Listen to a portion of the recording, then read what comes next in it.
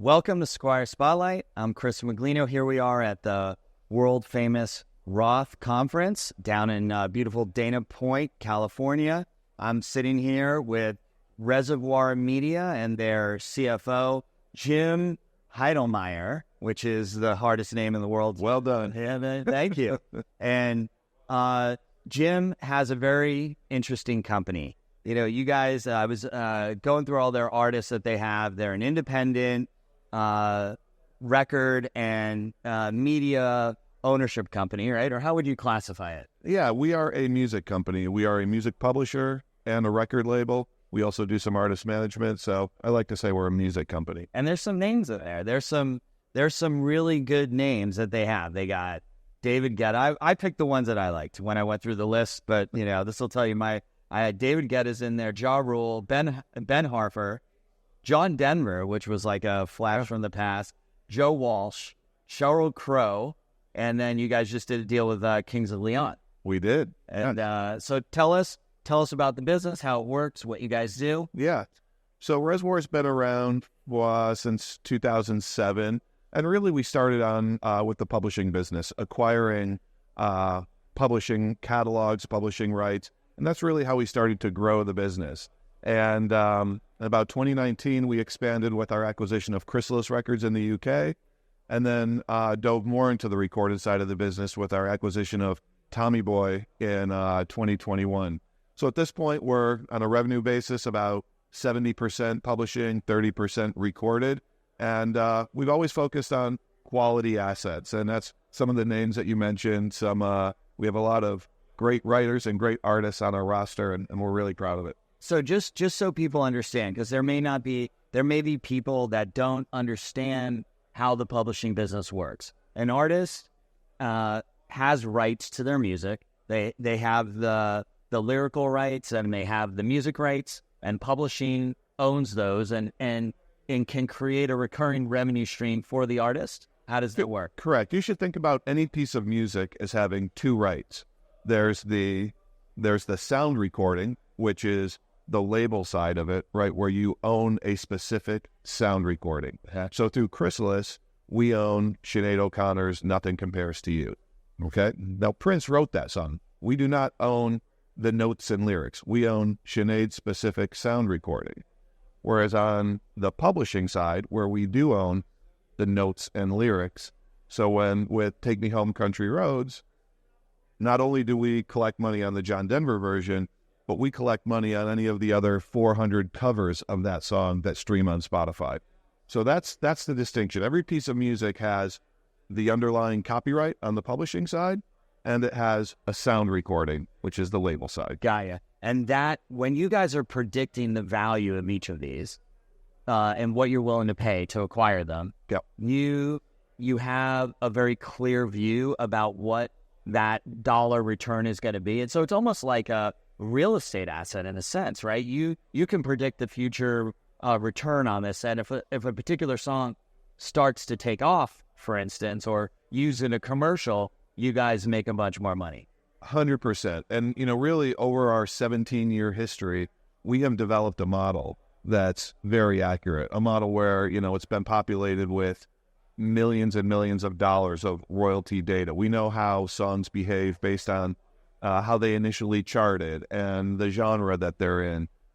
So whenever we are looking at acquiring rights, we're obviously putting it through our model, and we develop our view of how these assets will perform over the coming years, over a long term, because these assets have a very long life, right? So our model is incredibly accurate, and we're able to have confidence when we are evaluating these assets for what we're going to pay and what we expect our returns to be. And this has been a good business for you guys. It's tell us a little bit about the financials. Yeah, well, I was impressed when I was reading it. Yeah, well, it's interesting, when you go back to when the company was founded in 2007, getting into business 2008, that was a really tough time for the music industry. And we were acquiring things at a, 3, 4, 5 times multiple. And today, you see assets trading north of 20 times multiple. We certainly try and keep it at about a 15 times multiple, but business is good. This industry has done really well in the last 5, 6, 8 years. I think that there's a lot of confidence in the industry, and you see that through a lot of the investment that's coming into the industry as a whole. Big PE firms, going back, maybe a year, it was like every month you saw a different big firm putting $1 billion to work with a given partner in this industry. Whether it was KKR, Blackstone, Apollo, these companies recognize the value of music, recognize the strength of these assets, and it's been good.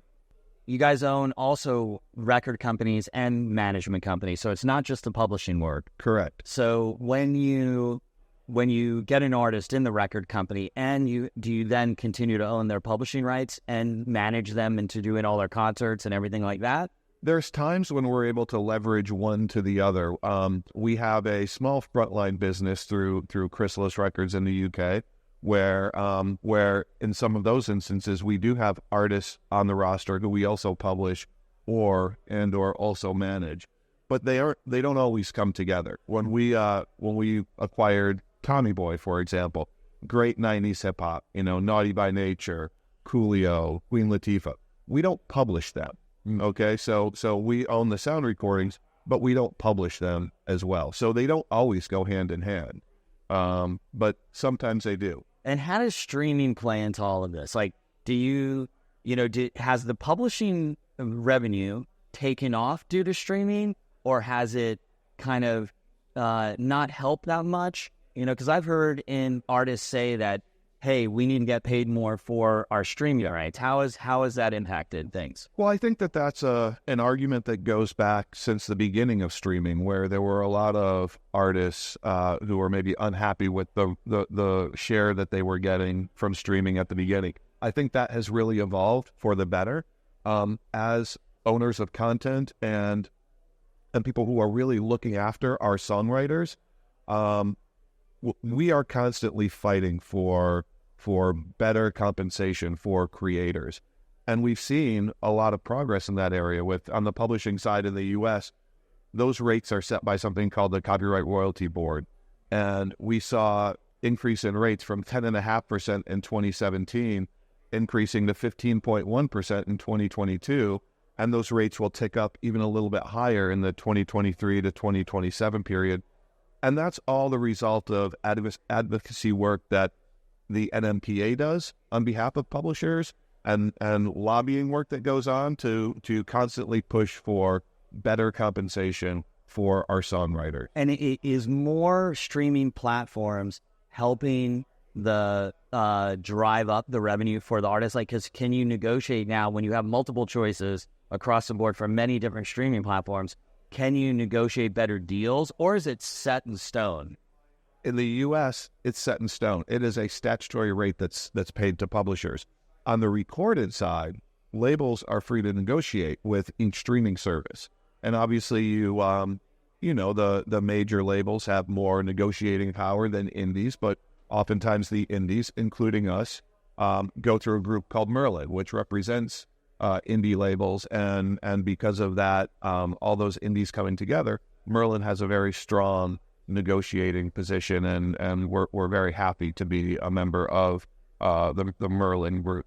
And so, I'm always curious about this. Like, when I play a song on Spotify, right, and what does an artist get for that particular song? Well, usually, or what does the publishing? Yep. I know the deal is going to be different for each artist, but what is the amount of money that's actually going back to the owner of that song? So it's, there's different things that you can do to get down to the penny rate. But typically, I think that the thing to understand is that with streaming services, I mentioned that the publishing rate has increased to just over 15% now. So you can think of every month when you pay your $10 or now $11 for Spotify. By the way, we're very happy with the price increases as content owners. We think that there should be a more regular cadence of price increases, since it took about, 12 or 13 years to go from $10 to $11, right? We think there's room there. But for every $10, $1.50 is going to the pool of publishers for that month, right? And that's then going to be disseminated based on plays, right? Obviously, this is all aggregated. All those subscription dollars are aggregated. About 15% goes to publishers, and about, depending on the deals on the label side, I'll say 55%, could be 50, could be 55, depending on deals, goes to the labels. Now, the publishers and the labels are then accounting to the artists and the songwriters. And those payouts are going to be based on their deals. Those deals. Okay. And there could be some variation, but not a lot. So it's, I think as we have evolved, certainly on the publishing side, we have seen significant increases in compensation to songwriters. And I noticed that, you guys have $350 million in shareholder equity. Good business. You've built the business. You have good operating income in the business. You went public in a SPAC, which has performed amazing compared to other SPACs that are out there. Yep. How has it been being a public company? How's that experience been for you guys? Honestly, for Reservoir, it was interesting going in. We hadn't been a public company before, and my background is not one in public companies, so it was a big learning curve at the beginning. But because Reservoir has always been a very buttoned-up company with respect to our financial reporting, well before we were public, we closed our books monthly. We reported to our largest shareholder on a regular basis. So getting into the rhythm of public company reporting, it really was not a shock to our system. And I think that's a testament to our CEO and how she set up the company from the beginning to always have a lot of rigor around financial reporting and respecting that process. So for us, hearing a lot of horror stories going into what your life's going to be like as a public company CFO, or in the case of Goldar, a public company CEO, I would say that we have managed that very well, and it hasn't been overly difficult for us. Well, you guys have a good business. You obviously have good recurring revenue. It shows in the results. Yeah. It's the numbers I think look fantastic. So congratulations on you. I know that is not easy to do, and you guys obviously understand this publishing world and the value of music. And I guess the way to do it is make sure you're buying the stuff at the right level, right? That's 100% right. We are very diligent in the deals that we do. We don't chase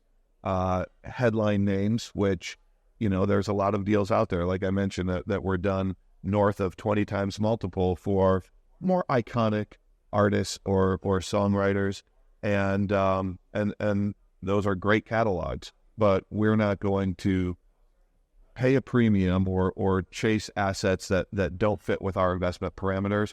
We're going to stay true to our investment thesis and do deals that fit. And I think that we've always done a good job of staying that course. Well, where can people find out more about the company? Well, you can go to our website at reservoir-media.com, and check it out there, and obviously, keep an eye out for us in the news. And the stock symbol is RSVR. RSVR. So watch out for RSVR. Definitely worth taking a look at. Super impressive business, and thank you very much. I appreciate you being here today with us. Absolutely. Thank you for taking the time. Enjoy the rest of the Roth conference. Great. Thank you.